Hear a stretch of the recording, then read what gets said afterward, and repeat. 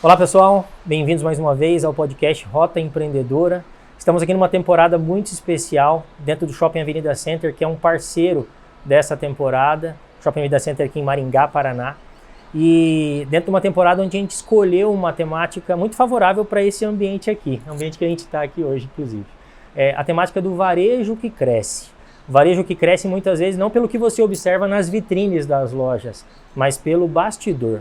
Um bastidor que muitas vezes fortalece um olhar de médio e longo prazo, inclusive, de crescimento de negócios de varejo, por exemplo. Todos os episódios e toda essa temporada e outras temporadas também você pode conferir no canal do YouTube, nas redes sociais, conforme você vai vendo aqui na descrição aqui do vídeo, tá bom?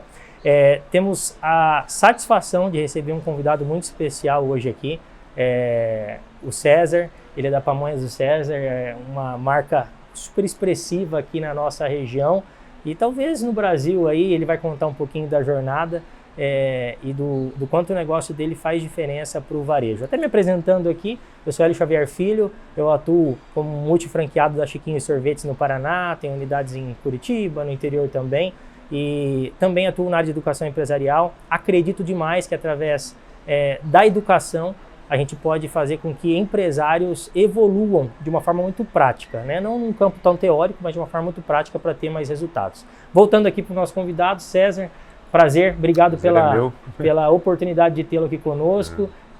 Queria que você talvez dissesse, já pegando um gancho desse início aqui, dissesse como que foi o seu começo, né? Por que pamonha e como que foi para chegar até hoje? Hoje, para quem não conhece a operação do César, trabalha com refeições, né? Além da pamonha, que é deliciosa, inclusive. Sou cliente aí. Então, contar um pouquinho do começo da sua jornada, César. Tá. Bom, primeiro, agradecer pelo convite, né? Ter lembrado da gente aí. Estamos aqui em parceria com o Shopping Avenida Center também, com 2 unidades aqui, né? Agradeço muito o seu Domingos por ter nos proporcionado o convite de estar ingressando junto aqui no shopping, né? Um grande parceiro, né? Grande parceiro, um grande mestre, né? Exatamente. Um grande professor aí, né, da jornada empreendedora. Grande professor. Admiro muito ele. Igualmente. Mas enfim, a minha carreira ela começou como bancário, né? Eu com 13 anos, eu trabalhei um período na autoescola do meu cunhado, na época, despachante, né? E com 15 anos eu fui agraciado por um convite para trabalhar no Banco Bradesco, em Marialva, onde eu residia, né? Morei lá, nascido e criado lá, né? Uhum. Então, nesse período, eu fiquei de 85 até 90 no Banco Bradesco. Em 90, eu me desliguei do banco e fui convidado a trabalhar na HM, antiga Hermes Macedo. Nossa! Já ouvi história da HM. Já fui um hermaciano. Em que área lá? Era como operador comercial. Legal. Né? Já tinha contato com cliente? Já. Na época, a HM ela fazia financiamento, sistema de CDC, Crédito Direto Consumidor. Então, nós fazíamos cadastro na época de depósito de material de construção, loja de imóveis, loja de veículos, né? Então, o cliente passava por lá, eles faziam essa ficha, mandavam para aprovação, a gente aprovava e pagava e recebia do cliente isso. Então, trabalhei durante 2 anos na HM. Depois tive o convite para trabalhar na Cacique, Café Solúvel. Trabalhei por 1 ano na Cacique também, como operador comercial, que na época o plano deles era montar o Banco Cacique em Maringá, né? Aí veio o Collor de Mello, as financeiras praticamente foram extintas, né? E eu fiquei desempregado, né? Isso no início da década de 90. Início da década de 90. Falei, poxa, o que vamos fazer agora, né? Aí fui um dia pro Mato Grosso, vi umas carvoarias lá e a gente era muito carente de carvão em Marialva. Pra você ter uma ideia, tinha 1 ou 2 locais que vendia carvão nessa época lá. Falei, rapaz, tá aí um negócio que eu acho que dá para encarar, né? Resolvi. Juntei com meu irmão, eu não tinha o capital na época, meu irmão entrou com o capital, comprei 2 cargas de carvão, levei para Marialva e começamos a embalar esse carvão e revender. Trabalhei nisso por um bom tempo, né? Em 91 teve a festa da uva em Marialva. Essa festa da uva, ela estava, se não me engano, na sua 6ª edição. Mas ela era uma festa que era totalmente arcaica. Né? Era uma festa feita com barracas de lona, bem interiorzão assim mesmo, né? E nesse período teve uma padronização da festa, onde o prefeito lá, junto com a comissão, resolveram dar um toque melhor na festa, até porque Marialva era considerada a capital da uva fina, né? E foi aí que surgiram algumas oportunidades de negócio dentro da festa, né? Então dentro da festa existia, além das lanchonetes e a parte de restaurante, isso daí eles passavam para as entidades, né, da cidade, né? Sim. E o restante dos restaurantes e os outros pontos, eles comercializavam isso para justamente pagar shows, enfim, né? E numa dessas oportunidades tinha a Barraca da Pamonha. Né? Nós nunca tínhamos feito pamonha na vida, fazia assim, uma vez por ano. Tinha a Barraca da Pamonha, mas não tinha quem fizesse a pamonha. Na realidade, tinha. Ah. Né? Existiam já pessoas que trabalhavam com isso. Né? Certo. E essa ideia surgiu de uma vinda nossa para Maringá, eu e um amigo, passamos pela Praça Raposo Tavares, encontramos um cidadão com uma barraca de pamonha, um trucado, carregado de milho, cascando milho, e ralando e preparando pamonha na hora, e aquela fila imensa. E atentando a isso, como ia até a festa, nós fomos até a direção da festa e existia esse ponto da pamonha, né? E resolvemos, rapaz, um negócio interessante para a gente estar mexendo aí, né? Aí o que fizemos? Fomos atrás de uma pamonheira em Marialva, a dona Antônia, uma amiga da família, né? E ela fazia pamonha, mas no período de safra de milho, de milho verde, né? Depois ela não fazia mais. E aí conversamos com ela, falou, olha, nós estamos querendo fazer pamonha na festa, nós vamos comercializar essas pamonhas na festa, vamos ter que comprar esse ponto, né? E a gente precisa de um help da senhora. A senhora nos ajuda? Não, claro, tal. Aí fomos, o que nós precisamos? Aí fomos ver o que é que a gente precisava. Primeiro, aluguel de barraca. Aí fomos, alugamos barraca, alugamos equipamento, nós não tínhamos nada. Primeiro veio a ideia, veio a intenção e depois foi para trás. Depois fomos para trás da... Mais ou menos igual o carvão também, né? Igual o carvão. Surgiu a ideia e depois foi para... Exatamente. Uhum. E aí, faltavam 5 dias para iniciar a festa. Esse senhor que fazia as pamonhas aqui em Maringá chegou lá e falou, escuta, quem comprou a barraca da pamonha? Aí tava eu e meu sócio sentado lá. Falei, fomos nós, né? Falou, quanto vocês querem pra vocês sumirem aí? Ô, louco. Curto e grosso. Nem conversar, né? Nem conversar. Eu falei, rapaz, falei pro amigo, cara, esse negócio deve ser muito bom, né? Aí fomos conversar com ele. Eu falei, escuta, mas por que o senhor quer? Ele falou, não, porque eu faço todas as exposições, né? Cascavel, Maringá, Londrina, e eu trabalho com a parte dos derivados de milho. Né? Aí, por fim, o que nós negociamos com ele? Todo o maquinário dele. Né? Aí ele perguntou pra gente, como é que vocês vão ralar o milho? Nós tínhamos feito ralador de lata. Nossa. Como é que vocês vão fazer isso? Ele ria, né? Dá uma risada, né? Aí foi até que ele falou, cara, isso daqui é uma festa para vocês venderem aí 5, 6, 7, 10 mil unidades de dia. Vocês não vão ter capacidade de produzir tudo isso. Sei que negociamos até a mão de obra da esposa dele. Quer dizer, ele queria comprar, no final vocês converteram. Convertemos para nós, né? E, cara, eu sei que foi assim, no terceiro dia de festa, nós tínhamos pago toda a nossa despesa. Caramba. Impressionante. E passamos 10 dias ali na festa. Eram 10 dias de festa. 10 dias de festa. Nossa. Tivemos um lucro muito bom, ganhamos um dinheiro bom, né? E na época, o que eu fiz? Eu voltei na atividade do carvão, que eu não tinha deixado. Comprei mais 3 cargas de carvão, investi num carro para entrega. Só que nesse intermédio aí, o cara que me vendeu o carvão jogou água no carvão. Molhou o carvão para dar peso. Meu amigo. Nossa. Pensa num... E você vendendo? Pensa num... Não tinha como vender. Não tinha como? Não tinha como vender. Ah, ficou tudo travado. Ficou tudo travado, molhado. Né? Nossa. E eles descarregavam em sacaria, né? Entendi, você ia lá conferir se o carvão tava, né? Mas enfim, levei esse carvão pro terreirão de um amigo num sítio lá, deixamos secar. Nossa. Aí veio literalmente aquele banho de água fria, né? Uhum.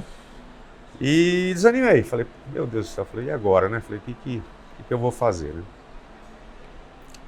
Aí, parei com o carvão. Minha esposa dava aula ela era seletista do Estado na época. Ela dava aula pela prefeitura e pelo Estado. E um belo dia eu estava em casa. Chegou um cidadão lá. Escuta, você que fazia pamonha na festa da uva? E tal. Eu falei, sim, sou eu. Rapaz, tô com uma roça de milho lá, coisa mais linda no mundo. Não quer pegar umas espigas e fazer umas pamonhas? Eu falei, rapaz. Catei a caminhonete, fui lá, comprei 200 duas de milho dele. Falei, ó, só que eu só pago depois de convertido isso daqui. Ele falou, não, pode levar. E você tava com os equipamentos tudo? Todos os equipamentos, né? Do que a gente tinha adquirido, né? Sim. E aí conversei com esse meu sócio, né? Falei pra ele, olha, eu vou fazer umas pamonhas pra vender, cara. Falei, tô numa situação assim, assim, assim e tal. Você vai encarar? Ele falou, não, cara, na época ele fazia direito na UEM. Ele falou, não, falou pra mim não. Falou, se você quiser continuar, dar continuidade aí, fica à vontade. Você, às vezes, que ano mais ou menos? Só pra situar. Isso daí foi já em 92. 92. E aí, cara, juntei, isso foi numa sexta-feira, no sábado cascamos todo aquele milho, aí juntou vizinha, mãe, sogra, sogro, cunhado, cascamos aquele milho, no domingo, no sábado deixamos tudo preparado, no sábado, no domingo começamos a produzir as pamonhas. E comecei a lembrar das pessoas que iam até a barraca, né, na festa. Ó, fazendo pamonha hoje. Não, traz 5, traz 6, traz 10. Resumindo, vendi acho que 700 unidades naquele dia. Sem festa? Sem festa, sem nada, só de porta em porta mesmo. Só no telefone aqui, né? E aí foi, cara. Aí de uma vez por semana, nós passamos a fazer 2 vezes por semana, de 2 vezes por semana, passamos a fazer 3 vezes por semana. E sempre de porta em porta. Sempre encomendava uma parte, outra parte eu saía vendendo avulso. E você mesmo saía? Eu mesmo saía, né? Aí nesse período minha esposa dava aula de manhã, na parte da tarde ela ajudava e à noite ela dava aula pelo estado, então ela ia para a escola à noite. Aí eu tinha alguns colaboradores, 2 ou 3 colaboradores ali, mais minha mãe, né? E acabamos fazendo dessa forma. E em final de 92, o seu Francisco, ele era marido da dona Antônia. E eles participavam da Feira do Produtor aqui em Maringá. E a Feira do Produtor, para você conseguir entrar, você tem que produzir a matéria-prima. Você pode produzir a pamonha, mas você tem que produzir o milho. Você pode vender o pão, mas você tem que produzir o trigo. E assim vai, né? Aí o seu Francisco falou assim, sabe, você não põe vamos botar uma barraca de pamonha na feira, rapaz? Não tem. Ninguém tem isso daí, novidade e tal. Eu falei, filho, mas como que eu vou fazer? Ele falou, não, entra no meu nome. Foi lá, fez o cadastro na prefeitura, fez o cadastro na feira e começamos a fazer a feira. E aí isso era no sábado, todo sábado de manhã, né? Então, nós saímos de Marialva 3 horas da manhã, chegava aqui, montava a barraca e a gente fazia tudo na hora. Produzia tudo na hora, tudo na hora. E assim foi. Quando acabou o milho, a safra do milho, nós fizemos uma reunião junto à comissão da Feira do Produtor. Como existia a barraca do pastel, que é uma barraca terceirizada, que ele não produz a matéria-prima, eles abriram uma exceção para mim estar podendo comprar o milho, porque aí eu conseguia o milho fora de época. Milho em Goiás, São Paulo, Minas, né? Sim. Então a gente tinha produção de milho o ano todo, não aqui, mas a gente tinha a nível nacional. E aí, mediante essa licença, esse alvará, né, aí nós começamos a comprar a matéria-prima e produzir as pamonhas, continuar produzindo as pamonhas e continuamos na Feira do Produtor. Podendo continuar na feira, todo sábado. Ficamos 20 anos lá. Depois disso surgiu a Feira Noturna, foi a primeira Feira Noturna de Maringá, foi a Feira do Produtor também. Então nós fazíamos durante a semana vendia em Marialva, no sábado a feira, e aí como surgiu a Feira Noturna, na quarta-feira, aí nós começamos a vender na quarta e no sábado em Maringá. Exclusivamente pamonha? Exclusivamente pamonha. E derivados, né? Pamonha, bolo, curau, milho cozido, mas todos os derivados de milho ali. Certo. Né? E aí foi. Em 96, eu já já estava esse período todo na feira do produtor.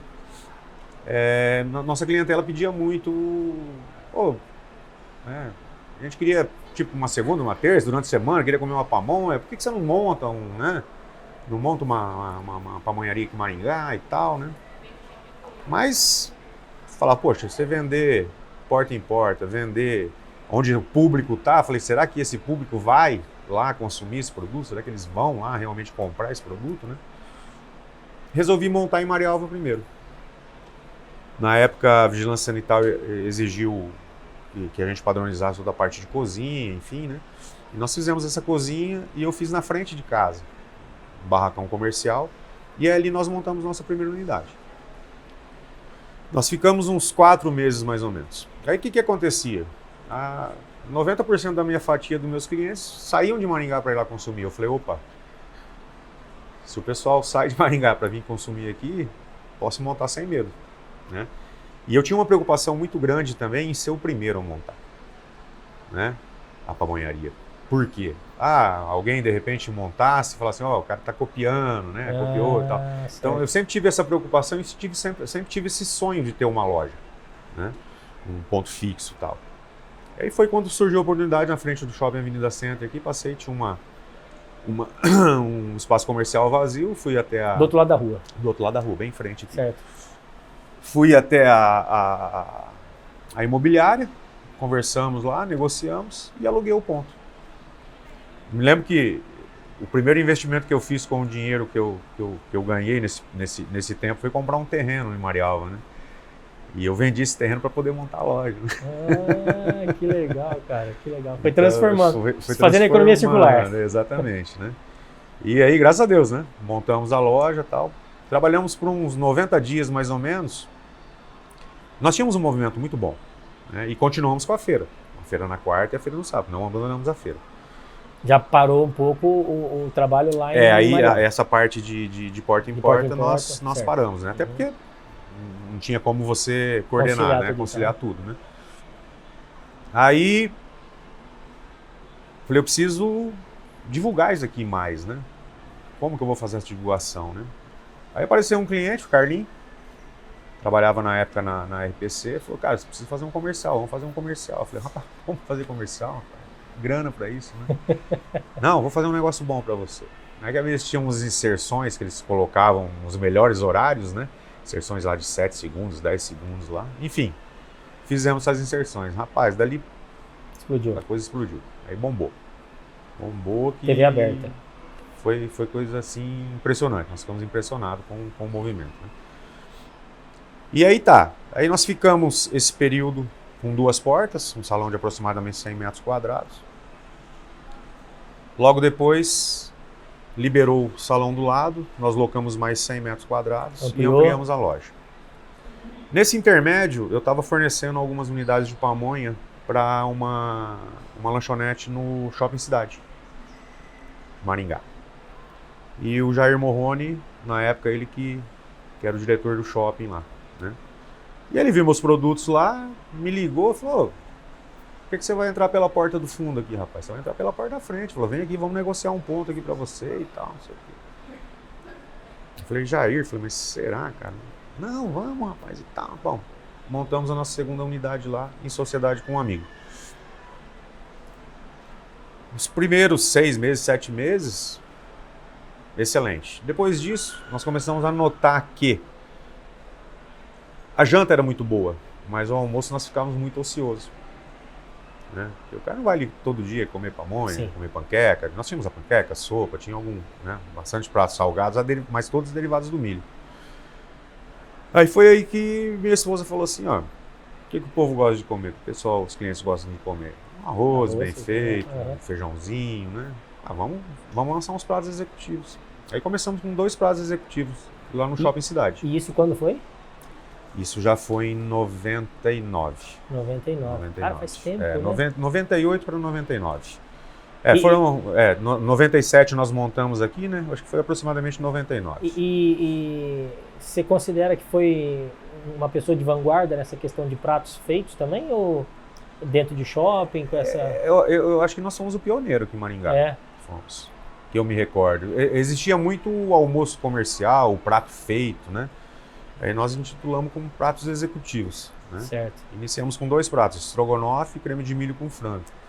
Foi um sucesso, né? Resolveu Aí, a situação resolveu do a situação do almoço, Uhum. né? Só que aí, eu falo que a gente sempre tem que ouvir nosso cliente, né? Então o próprio cliente começou a nos cobrar. Por que você não faz algo mais, né?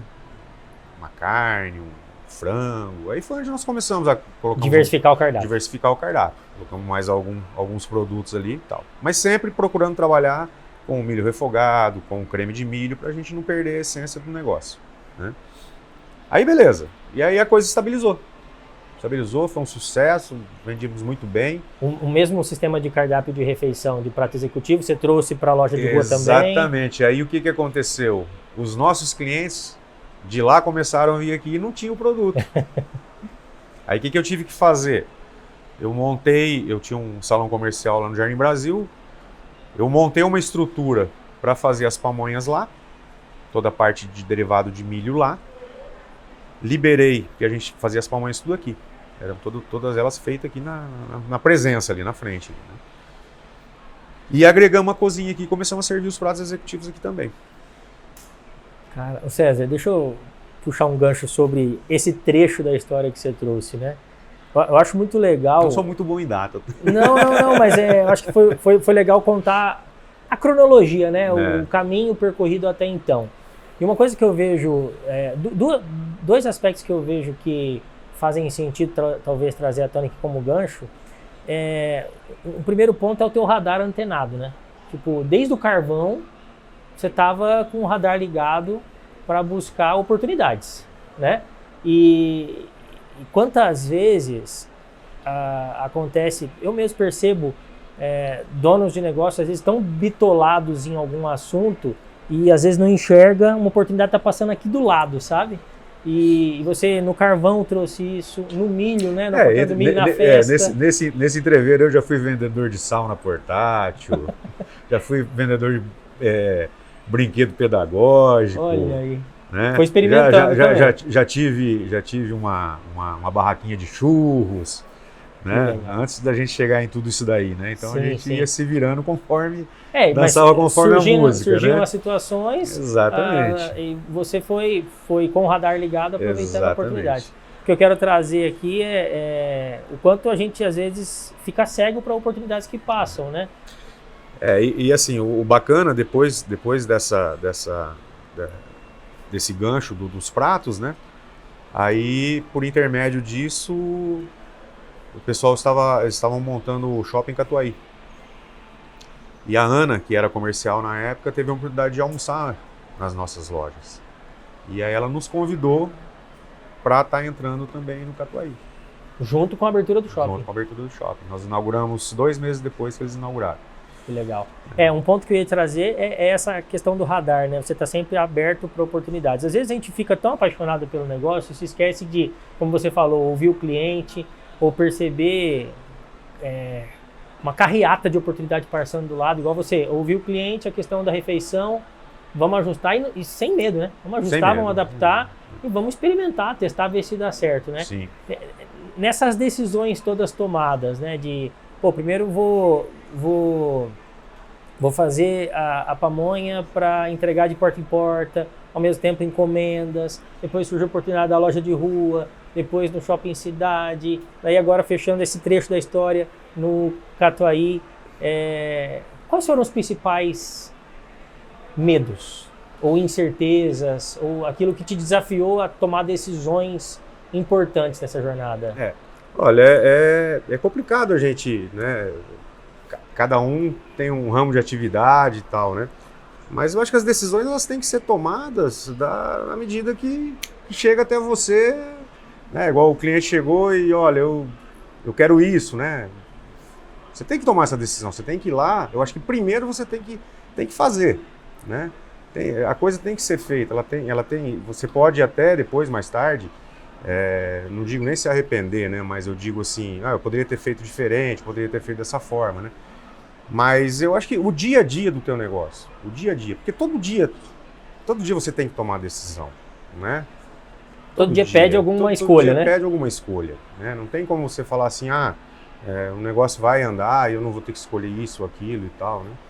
Mas tem que...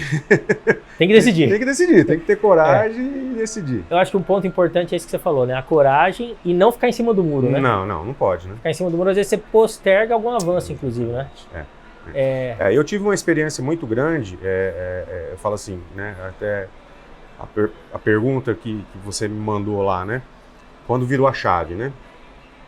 Eu falo que o meu negócio virou a chave quando eu fiz a minha primeira consultoria, né? Porque até então, nós sabíamos fazer, né? Nós sabíamos vender, nós sabíamos expor o produto, sabíamos atender o cliente, né? Mas faltava no nosso negócio, como que eu posso te falar, a qualidade, a quantidade, de cliente vir aqui hoje, por exemplo, vou comer um prato executivo hoje aqui, ou vou comer uma pamonha, ela vai estar com 100 gramas, 180 gramas, aí amanhã eu venho, ela está com 220, né? Então essa consultoria que eu fiz, ela me ajudou muito, principalmente nessa parte de você profissionalizar e você ter quantidade. Até para você poder saber o teu CMV, poder saber, né? Porque saía sempre de uma forma, sempre de um jeito, nunca padronizado, né? Então, depois disso, eu falo que virou a chave porque nós começamos a ter um controle maior, nós começamos a aprender a delegar, que até então, eu falo que eu não vi meus filhos crescerem, a hora que fui ver já estava casando, né? Então, foi assim... Você estava muito mergulhado aí na operação, envolvido? Tanto eu quanto minha esposa, porque aí depois disso, quando nós montamos a loja em Maringá, ela deixou as aulas para poder me ajudar, né? Que era muita coisa, era muito volume, era muito tempo de serviço, né?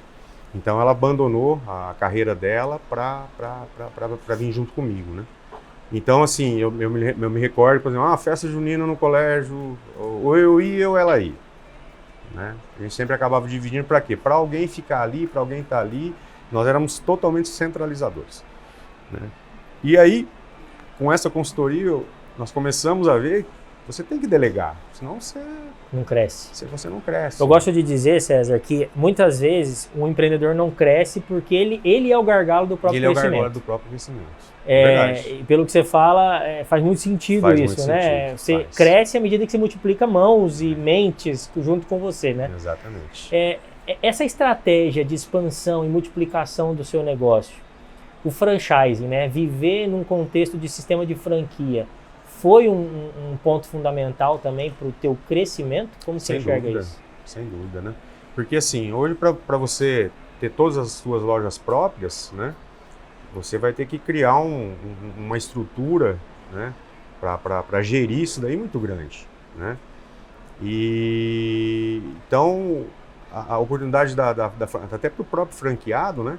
Quer dizer, ele vai tentar, nós vamos passar para ele um negócio para ele errar o menos possível, né? Então eu falo que a franquia para nós hoje, ela foi o melhor caminho, né? O melhor caminho. Você até para crescimento de marca, né? Você experimentou outros modelos de expansão ou a franquia você já vislumbrou que era um modelo importante para a expansão?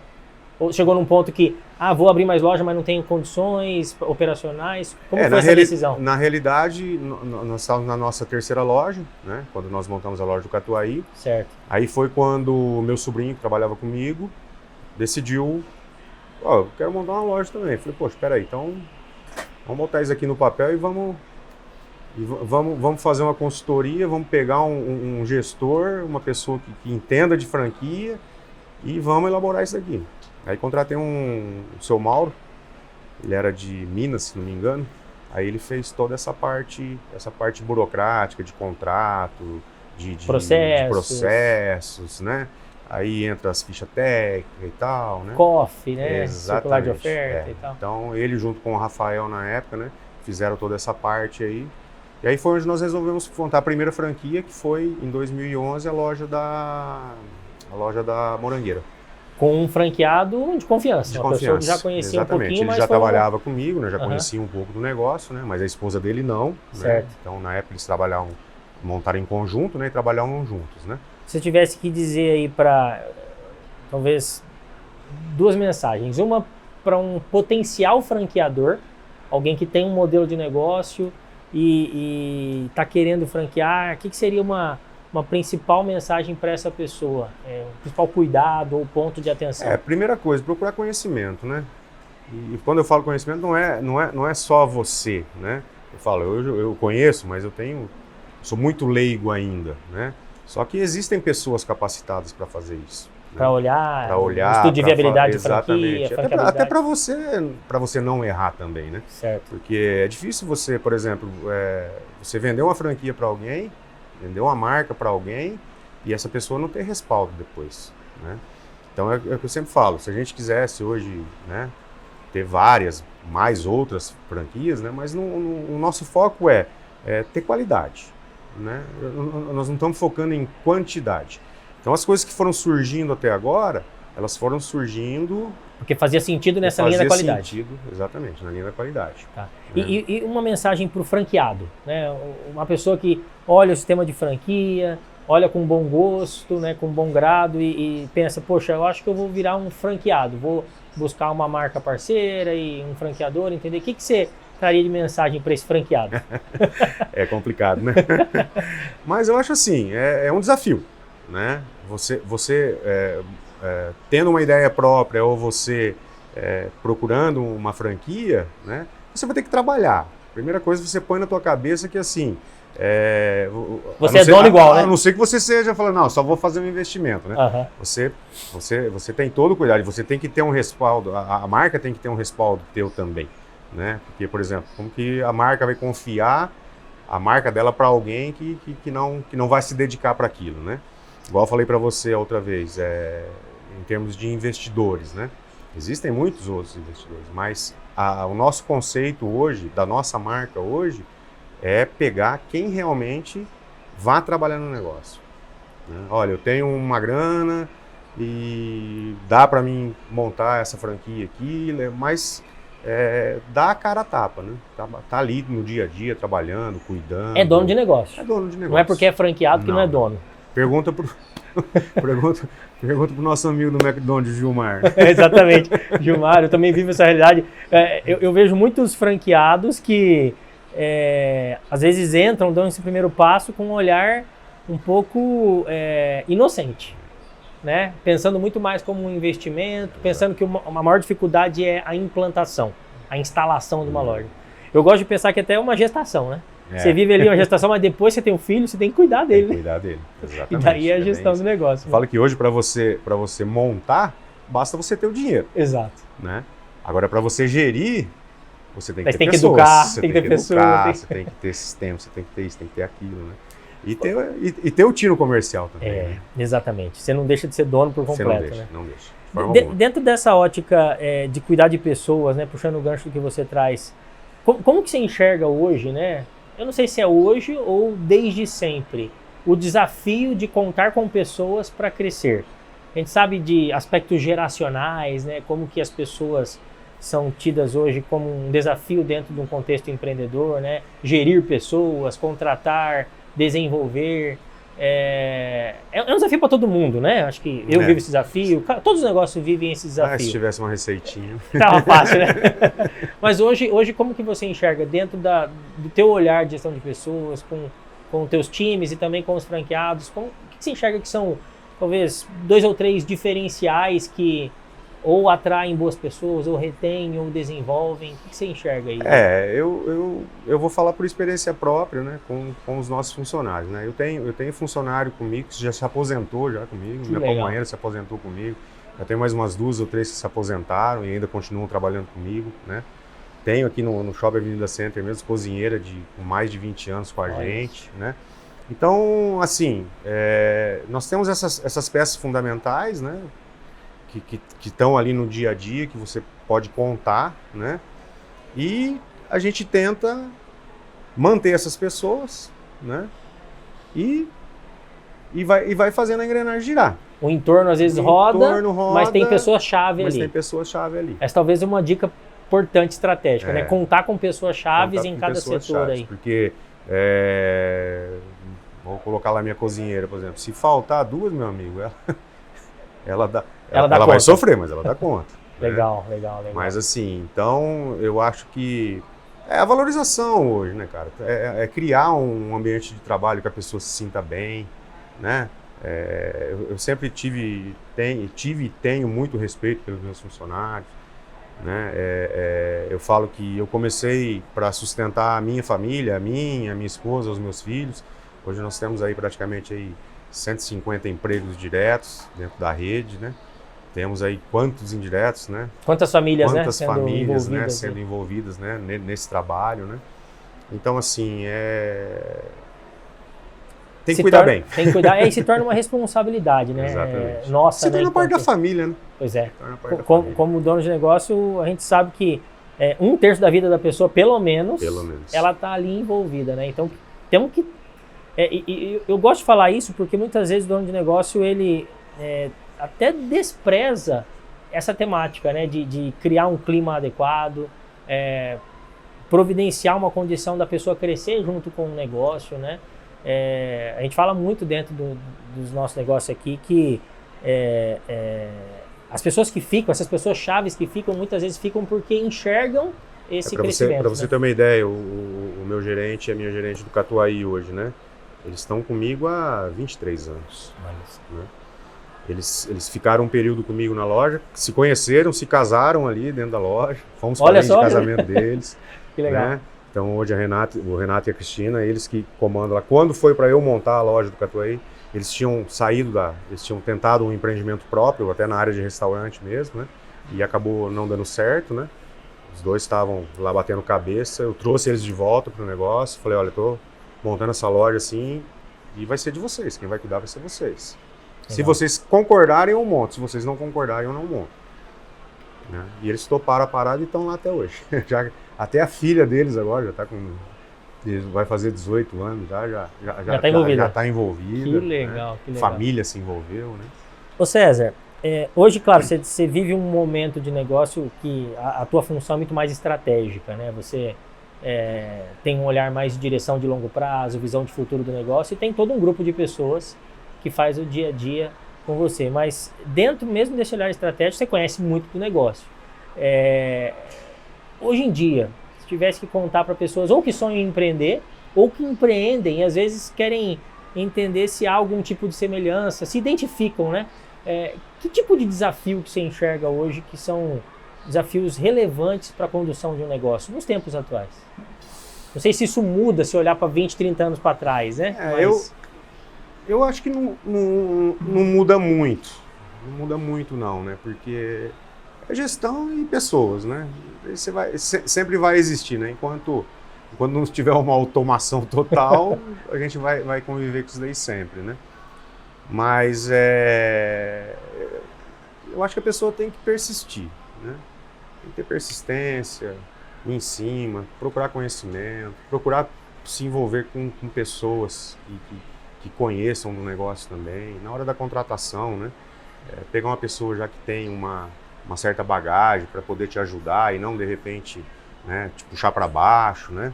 Porque assim, é que você falou, o bastidor ali, ele é fundamental em tudo, né? Porque você não vai, né? Hoje eu posso falar isso, né? Eu não vou chegar aqui hoje e falar assim, vou lançar esse prato ou vou tirar esse prato. Não, tem todo um contexto, tem toda uma conversa. Eu vou conversar com o meu pessoal, olha, o que vocês acham disso, o que vocês acham daquilo, a gente faz assim, a gente faz assado, né? Então, acho que é isso daí. Dentro da tua visão hoje de negócio, o quanto vocês empregam de tecnologia? Se fala tanto de IA, de tecnologia e versus o fator humano, né? Mas como que é a tecnologia para vocês aí dentro da Pamonhas do César?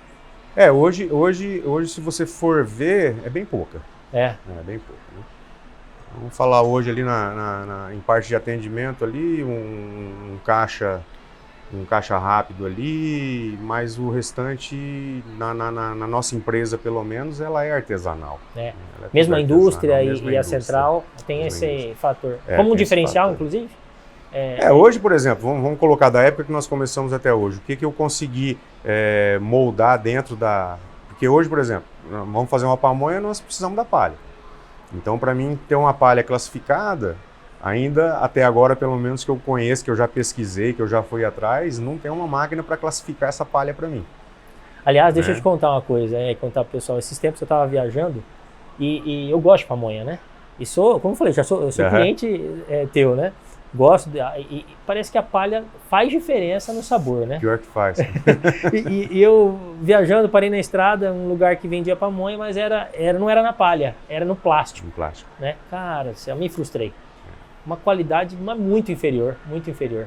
E você vê, teve um período que nós criamos um produto, essa daí nós colocamos em cima de maquinário mesmo, né? Parte de, não só a parte de cascar o milho não, né? Mas a parte de para ralar, para coar, para tempero, para própria invase. Nós criamos um sistema, em conjunto com uma empresa de São Paulo, que nós envasávamos a pamonha, ela no polipropileno, próprio para micro-ondas, para cozimento, né? Cara, pensa num produto que ficou sensacional, tipo exportação. Só que o nosso produto era congelado para você ter. Porque hoje o grande problema da pamonha e da palha em si, o que é? A palha é um ser vivo, ela necessita de umidade. Então ela acaba, por exemplo, você comeu uma pamonha hoje, feita 2 dias, 3 dias, no 4º dia, 5º dia você vai sentir que o interior dela, o meio dela vai estar um pouquinho seco. Tem um self-life ali, né? Justamente por causa da palha, porque a palha ela acaba tirando a umidade do produto. Sim. Né? Eu falo, se pudesse arrancar a palha e não trabalhar mais com palha, pra gente seria assim. Mas faz muita diferença. O pior que faz. Muito legal. E quando a decisão de ter centrais, por exemplo, eu entendi que quando você, dos pratos executivos, implantou prato executivo na loja de rua, foi para... você precisava de espaço na cozinha e por isso empurrou uma central de milho, né? Isso, uma central de toda a parte de derivados de milho. Isso. E em algum momento você estava me contando também que tem uma central de carne, né? Para porcionamento de itens. Nós tínhamos 3 fornecedores de carne, né? Para as lojas. E queira ou não queira, acabava dando diferença, principalmente na parte de tempero, né? Então foi onde nós resolvemos montar uma central, contratei um açougueiro, uma menina que já está comigo também, a Patrícia, já há muitos anos, né? E ela veio para ficar nessa parte das embalagens. Então a gente faz o corte, né? Faz a preparação, o peso, o tempero e a embalagem final que vai para as lojas. A ideia é mais precisão no prato.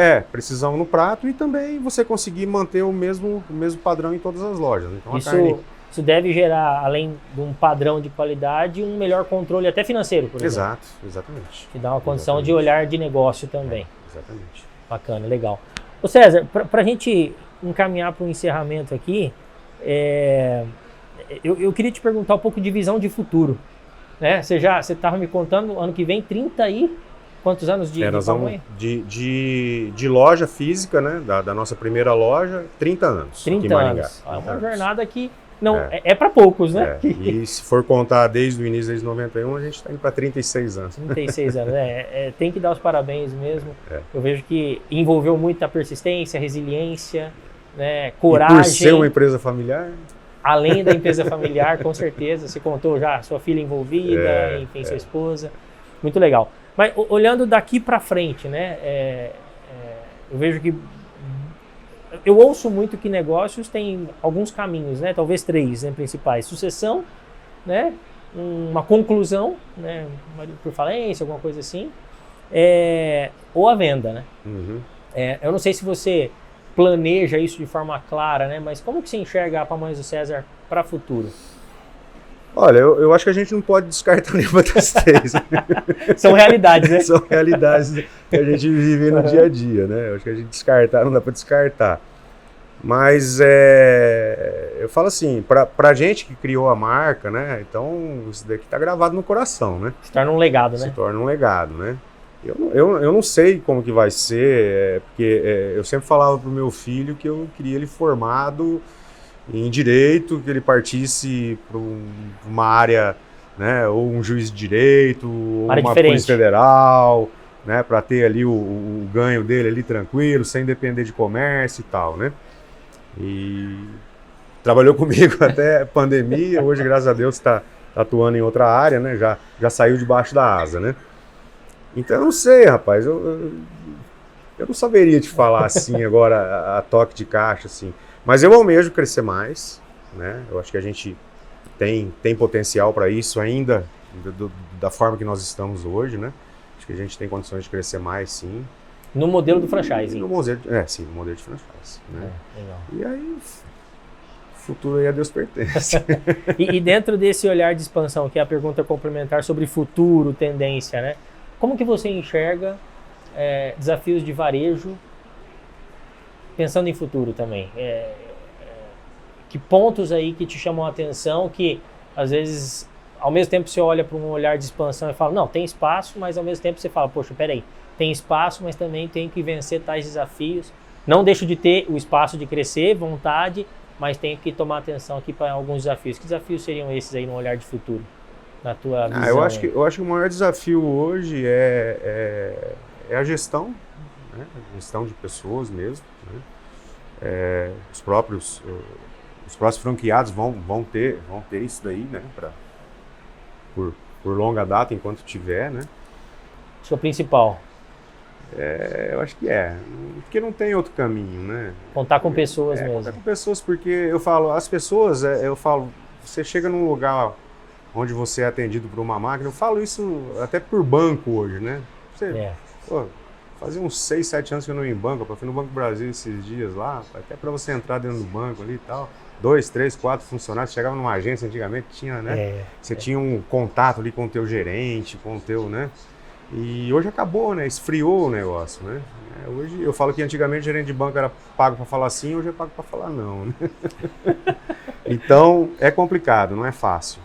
Mas eu acho que assim, o futuro, mesmo que você tenha tecnologia, que você, né? Mas eu acho que o aconchego, né? O acolhimento humano, né? As pessoas já ficam tanto hoje, né? Na frente de seus computadores, seus celulares, né? Então, quando você tem o prazer de ser atendido por alguém, ser bem atendido, né? Então, acho que aquilo te fortalece, né? Há estudos de mercado, inclusive, que falam muito sobre uma gestão humanizada que privilegia o contato do humano com o humano nessa relação negócio e cliente como diferencial de negócio, né? Então, faz muito sentido isso que você está trazendo. Eu acho que é algo para a gente refletir, porque dentro dessa onda de inteligência artificial, tecnologia, muito se fala também não sobre substituir, mas só reposicionar as pessoas para o lugar que faz sentido elas terem valor, né? Então acho que é muito legal pensar sobre isso. Para fechar aqui com chave de ouro, César, quero te agradecer de novo aqui, né, pela oportunidade. Se você tivesse que deixar uma mensagem final para quem sonha em empreender ou para quem está nessa proposta, né, de jornada empreendedora, que tem, como a gente falou, percalços, desafios, enfim.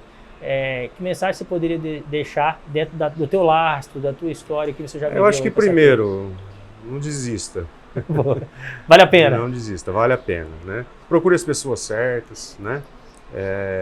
Às vezes no início ali você tem um crescimento, às vezes você chega nós mesmos chegamos no nosso próprio gargalo, né? Mas hoje existem pessoas para te ajudar, existe gestão, né? E a gente depende disso. A gente depende disso daí, né? Se cerque de boas pessoas, né? De boas companhias, de bons amigos, né? De bom network. Verdade. Né? Porque tudo surge daí, né? Às vezes uma ideia tua aqui que você compartilha, que eu falo, nossa, eu nunca tinha pensado nisso, olha, podia, né, tal. Então, assim, primeiro, não desistir. Se você tem um sonho, vá. Não é fácil, mas a hora que você consegue, você fala, nossa, né? Venci e ainda tenho muito mais para vencer. Muito mais, né? Para entregar para o mundo. Muito mais para entregar. Tem bastante. Que legal, que legal. Eu gosto de dizer sempre, dentro dessa fala, né, puxando esse gancho, duas coisas, né? Primeiro, não pensa no atalho, no caminho fácil, né? Nunca. Mas vive o processo. Vive o processo. Vive o processo, né? O processo ele tem que acontecer. Tem que acontecer. E esse processo envolve, sim, erros, acertos, mas uma percepção de evolução. E até mesmo essa percepção de evolução, você consegue enxergar conscientemente à medida que você sai do piloto automático. Né? Você consegue fazer intencionalmente alguma coisa, você consegue enxergar onde você está e para onde você tem que ir, né? Essa clareza de caminho. Verdade. Muito legal, muito legal. Parabéns, César, mais uma vez. Eu que agradeço. Parabéns pela jornada, obrigado por estar aqui com a gente. A agenda do César não é fácil, gente. Esse cara aqui é um cara bom de viagem, mas bom de negócios também. Então fico feliz aqui e honrado de fazer parte de um pouco do teu ecossistema, né? Tendo em vista que a gente também é vizinho aqui de negócio, dentro de shoppings, então fico muito feliz aí de ter sempre parceiros. É o que o César estava falando aqui, estamos cercados de boas pessoas, né? Crescendo juntos, né? Enquanto varejo também. E espero que em próximas oportunidades a gente possa contar contigo aqui em mais histórias boas aí para poder ajudar as pessoas de certa forma, né? Sim. A gente ao mesmo tempo ensina, mas também aprende, né, nessas trocas. Com certeza. Eu acho que a gente aprende até muito mais. Com certeza. Para você que nos acompanhou até agora, tenho certeza que foi um bate-papo de valor aqui. Acredito que você consegue extrair bons insights, né? E até uma sugestão. Anote pontos que fizeram sentido para você colocar em prática, né? Não deixa essa história virar apenas uma história, uma teoria, mas coloca em prática. A partir de um conhecimento posto em prática, você constrói transformação, constrói resultados. Essa é uma das propostas, inclusive, dessa temporada, que fala sobre o varejo que cresce nos bastidores. A gente contou um monte de bastidores aqui. Espero que seja proveitoso para que você coloque em prática, implemente e perceba vitórias, micro conquistas nessa jornada. Até o próximo episódio do podcast Rota Empreendedora. Obrigado.